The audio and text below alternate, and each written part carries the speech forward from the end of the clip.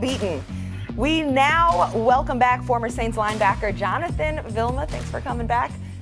Stephen A., what do you need to see from the Saints-Rams game? Well, I need to see two things from the New Orleans Saints, Jonathan. Number one, I need them to shut up about last year.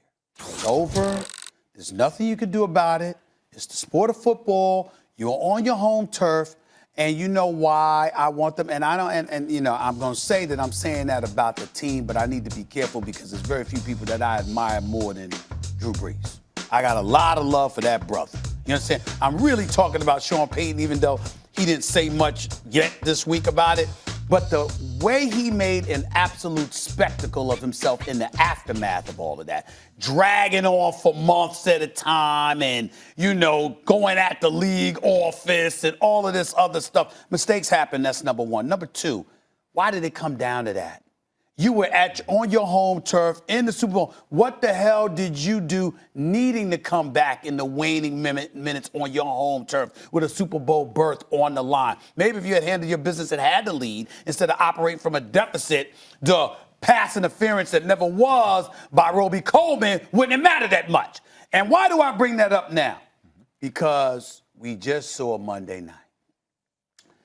I recall the Houston Texans going up 27-21.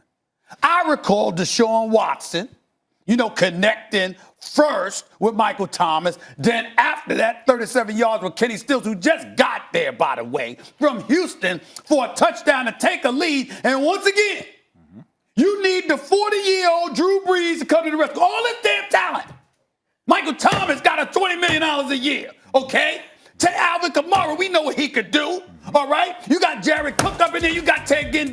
You got Sean Payton, who's supposed to be boy genius, as a head coach on the offensive side of the ball. And somehow, some way, here we come, needing the heroics of Drew Brees at the last minute yet again. Can I get some defense, New Orleans? Can I get somebody to put the clamps on an opposing offense so we're not looking at the 40-year-old Drew Brees who's been looking to retire for the last couple of years? Or he just wants the Super Bowl. If Drew Brees had a Super Bowl last year, he wouldn't be here right now, I believe. If he had a Super Bowl 2 years ago, he wouldn't be here right now, I believe. I think he would have been done.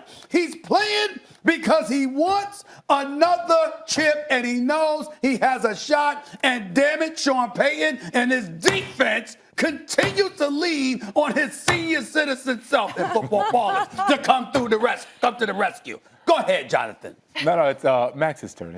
Go ahead, Max. I'm sorry. I'm going to enjoy this. I'm just saying. I mean, come on. He's 40 years old. We good with the delay? Yeah. Hey, Go look. ahead, Max.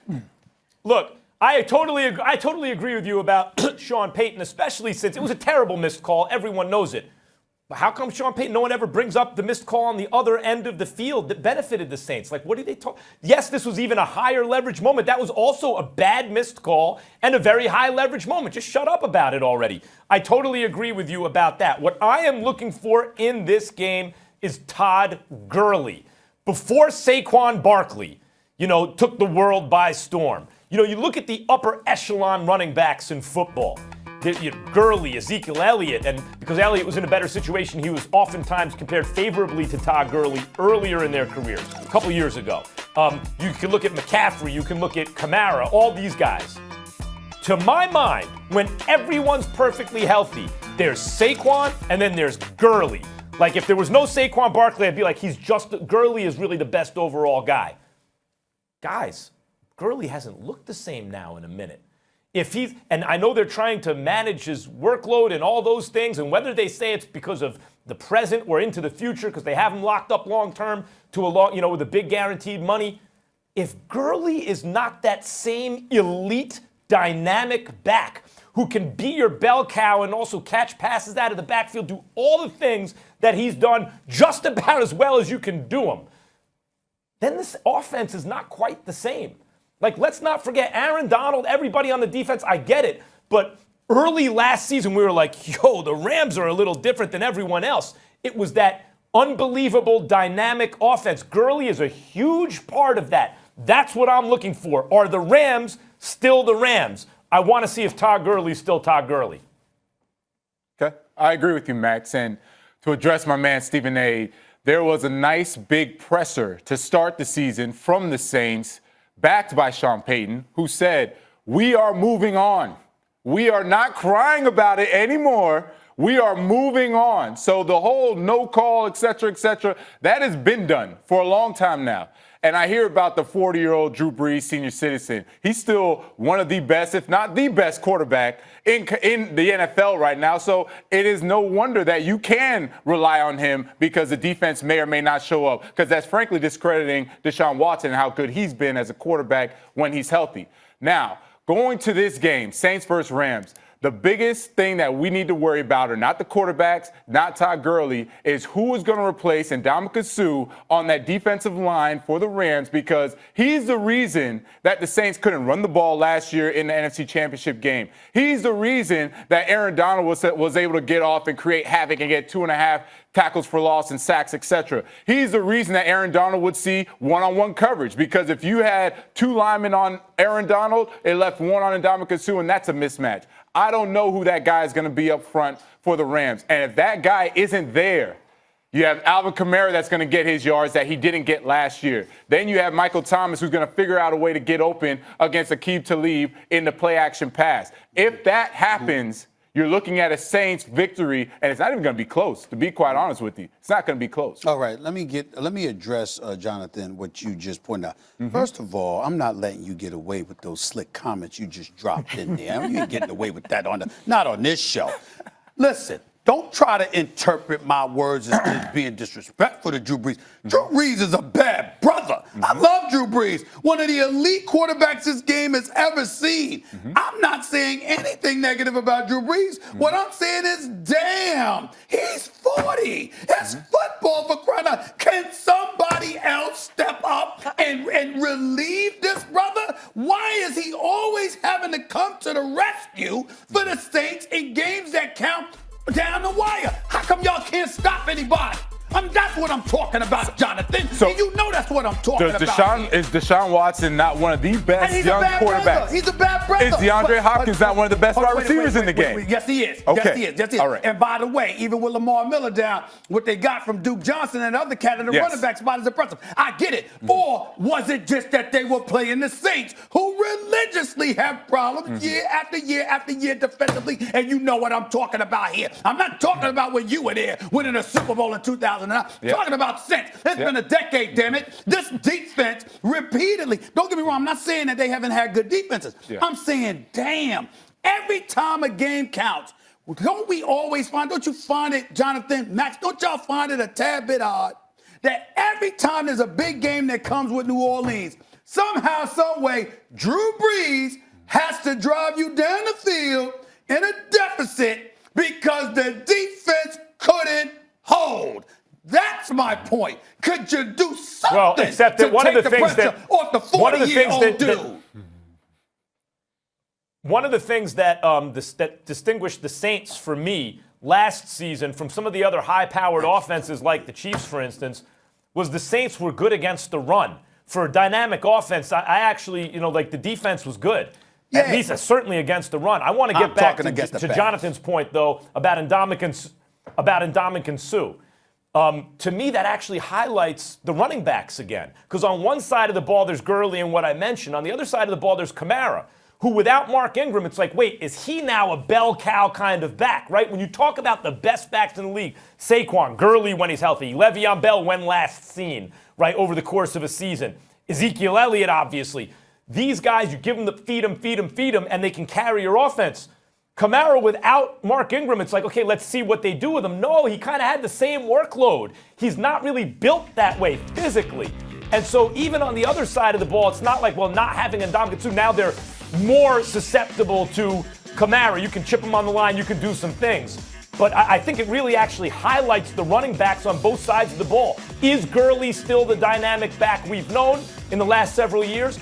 Can Kamara handle kind of a heavier workload and really enter the discussion among the best backs in the game, like overall, including workload? I don't know. To me, that's what I'm looking for.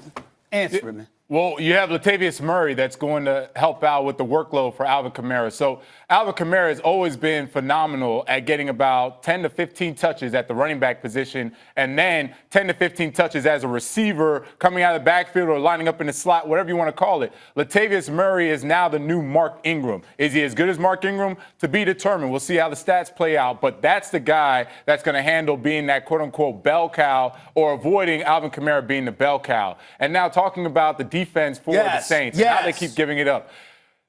Steven. Yes. They're playing good teams. They're playing good quarterbacks. They're playing top-notch wide receivers. What do you expect from these games? We're talking about, whoa. We're talking about NFC Championship games. What did you expect the Rams to do? Lay down? You expected Goff to just say, okay, that's not going to happen? Of course they're going to fight. Of course they're going to play hard. No, you're talking about good teams. Every time you said there are good teams and they have to come back. Drew Brees has to help them out. That's right.